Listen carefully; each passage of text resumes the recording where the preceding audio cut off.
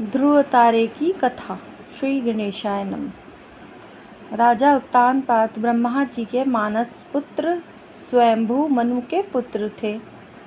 उनकी सनीति एवं सुरुचि नामक 2 पत्नियां थीं।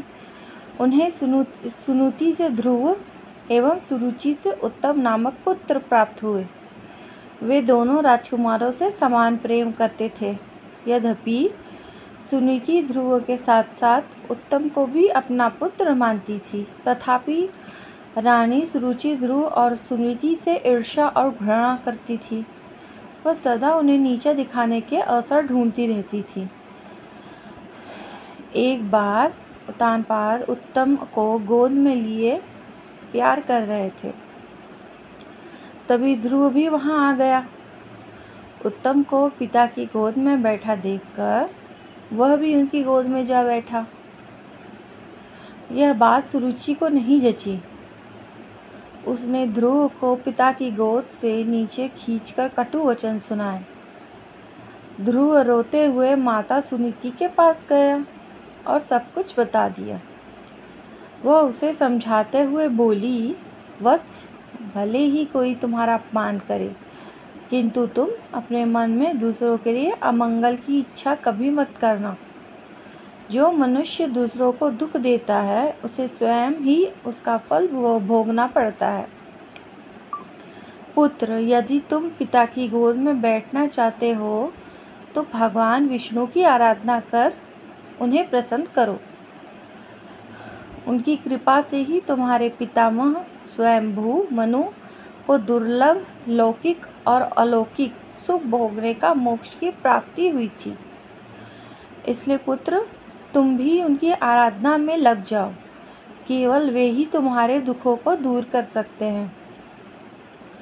सुनीति की बात सुनकर ध्रुव के मन में श्री विष्णु के प्रति और श्रद्धा भाव उत्पन्न हो गए।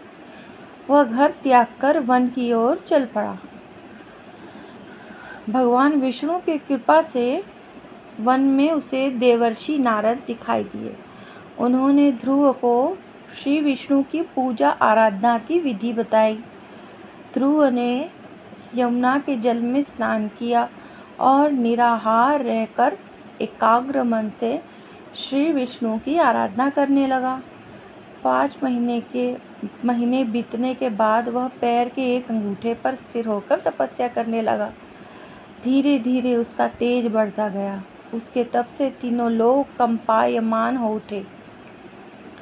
जब उसके अंगूठे के भार से पृथ्वी दबने लगी तब भगवान विष्णु भक्त ध्रुव के समक्ष प्रकट हुए और उसकी इच्छा पूछी। ध्रुव भाव विभोर होकर बोला, भगवान, जब मेरी माता सुरुचि ने अपमानजनक शब्द कहकर मुझे पिता की गोद से उतार दिया था, तब माता सुनीति के कहने पर मैंने मन ही मन यह निश्चय किया था कि जो परब्रह्म भगवान श्री विष्णु इस संपूर्ण जगत के पिता हैं, जिनके लिए सभी जीव एक समान हैं, अब मैं केवल उनकी गोद में बैठूंगा। इसलिए यदि आप प्रसन्न होकर मुझे वर देना चाहते हैं तो मुझे अपनी गोद में स्थान प्रदान करें, जिससे कि मुझे उस स्थान से कोई भी उतार न सके। मेरी केवल इतनी सी अभिलाषा है।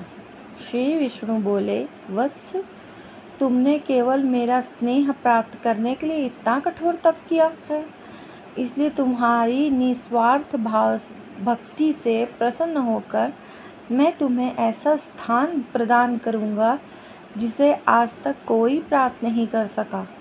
यह ब्रह्मांड मेरा अंश और आकाश मेरी गोद है। मैं तुम्हें अपनी गोद में स्थान प्रदान करता हूँ। आज से तुम ध्रुव तारे नामक तारे के रूप में स्थापित होकर ब्रह्मांड को प्रकाशमान करोगे। इसके आगे श्री विष्णु ने कहा, तुम्हारा पद सप्त ऋषियों से भी बड़ा होगा और वे सदा तुम्हारी परिक्रमा करेंगे। जब तक यह ब्रह्मांड रहेगा कोई भी तुम्हें इस स्थान से नहीं हटा सकेगा। वत्स, अब तुम घर लौट जाओ। कुछ समय बाद तुम्हारे पिता तुम्हें राज्य सौंपकर वन में चले जाएंगे। पृथ्वी पर 36,000 वर्षों तक धर्मपूर्वक राज्य भोग कर अंत में तुम मेरे पास आओगे। इतना कहकर भगवान विष्णु अंतर्ध्यान हो गए। इस प्रकार अपनी भक्ति से भगवान विष्णु को प्रसन्न कर बालक ध्रुव संसार में अमर हो गया। ओम लक्ष्मी नारायणाय नमः। ओम भगवते वासुदेवाय नमः।